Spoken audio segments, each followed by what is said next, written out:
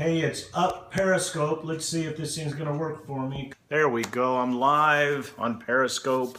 Hey, listen. This is number 12 of the 16 series, and it's called "Seeking a Raise" in 2016 and 2017 and 2018 and all. If you're not sure where to find this, please go to rickgillis.com. Click on my blog. The button's in the upper right corner, and/or go to LinkedIn. You'll see exactly the same posts there. And you can go back to January 7th when this series started, and you can see the whole line of everything I've been doing.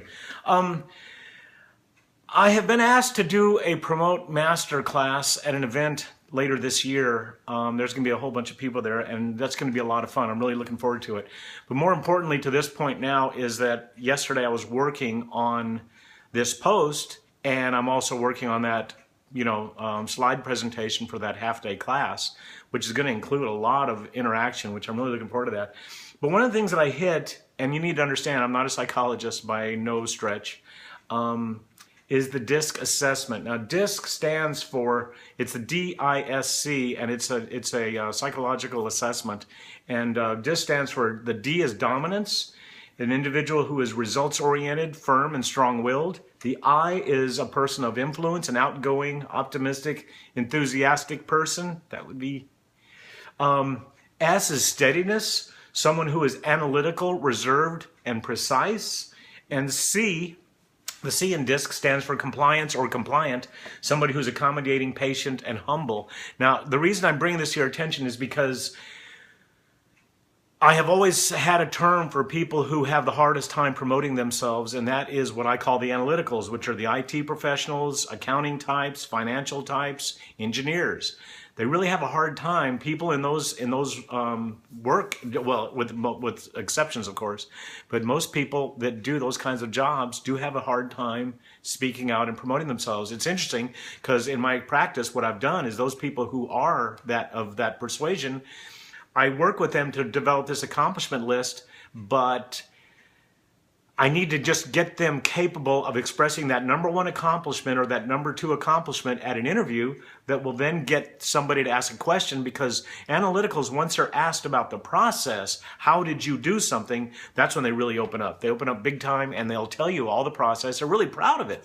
So anyway, the steadiness, the S in DISC, and the C, compliant. The steadiness is analytical, reserved, precise. Compliant is the accommodating, patient, humble person. Those are the people that I really want to target this message to, that I feel strongly need to promote themselves. And too often, the people that I have in my job search practice are those professionals who are very capable, quality, skilled, lots of the certifications, the credentials, the education, but they got kicked to the curb just because they weren't speaking to their value. And lots of times those people get replaced by more than one person. So anyway, in a very broad stroke, what I'm talking about today is you need to understand that if you are that steady and compliant type person, understand that your work has a lot of value, a lot of value.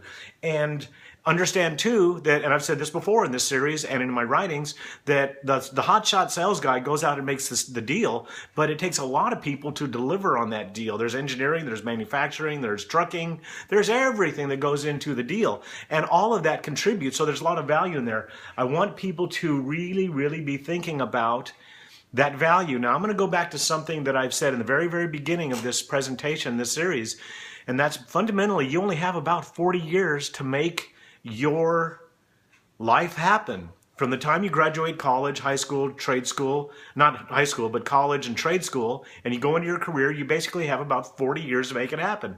By the time you're from about 20 plus to 60 plus or minus, that's when you have to do the deal.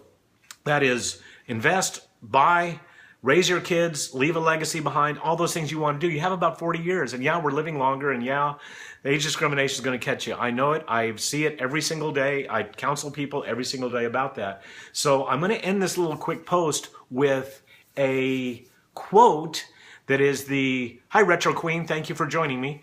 I am going to end this presentation with the very first slide of my live promote presentation. And I originally wrote this slide for speaking to young college classes. And it's a pretty heavy-duty statement, really. The slide says nothing more than this. If the idea of being 60 years old and not having accomplished all that you wanted to do bothers you, that's it. That's all I have to say. And the next slide is blank. And then what I step up and I say, then pay attention to what I have to say right now. I wish you guys the very best. You know that Promote is available online. Go to Rick Gillis, go to Amazon, go to Rick Gillis, and you can see all my different books there. Also, go to rickgillis.com. You can be following this entire series of posts. And of course, please follow me at Rick Gillis Author on Facebook. And I've got a bunch of social media. It's all at rickgillis.com. Please dialogue with me. Let me know what you want me to talk about. I've only got about 4 or 5 more of this series, and then I'm going to just be random blogging on job search and all kinds of stuff.